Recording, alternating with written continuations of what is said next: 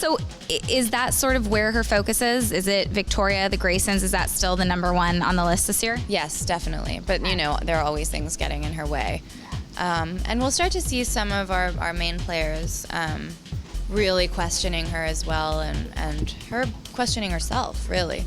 I mean, how far are you willing to go? I mean, that's the big question, isn't it? And I mean, she'll go far. I haven't asked them where he actually has been, but he went away. I know that. Yeah? Yeah, he went away and just sort of, I guess, did some math on what Emily did to his life. In doing the math, he's realized that if he gets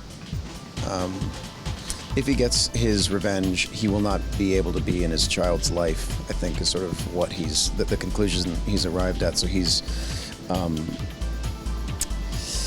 he, in favor of loving his child, he's given up on justice. The most anticipated thing is to see, how, you know, Jack has reacted to this. Now, they haven't seen each other since this big reveal. He basically took Carl away, and I suppose she's just been waiting to have that first encounter to see where he's at. I don't think she or anybody would expect him to have anything but anger toward her, and she has nothing but guilt, really. So it's interesting to see them on this kind of, I don't know, it's just so not Jack and Emily, but that's what kind of makes it great. We're starting out the season, and there's all these new dynamics. I start working with Charlotte more. Oh, okay. Yeah, so it's interesting. She's the dynamic becomes kind of I don't know. He starts to be somewhat fatherly, but brotherly, but you know, just kind of protecting her.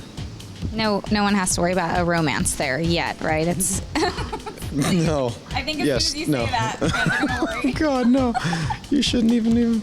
You're awful for even having said it. Literally, less clothes is what you've. I think your quote to me was "slutty Nolan."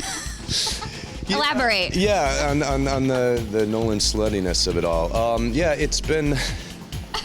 You know, I feel like in a show like Revenge, it's nice to take advantage of the cast members we have, and I think the situations that we come up with and the idea of playing with sexual manipulation as a tool in our arsenal for revenge, and I think as a result of that.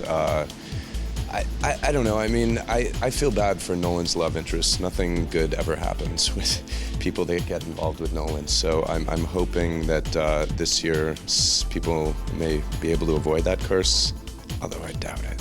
Nolan, Nemily, what have you. Yeah,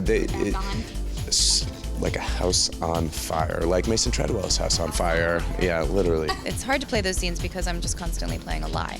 And then you see her with Aiden and you see her with Jack, and very different relationships, both very, very deep, loving relationships, sort of like, well, who's it going to be? And I think as the season progresses, you start to see that she really does make a choice, and I think she makes the right one.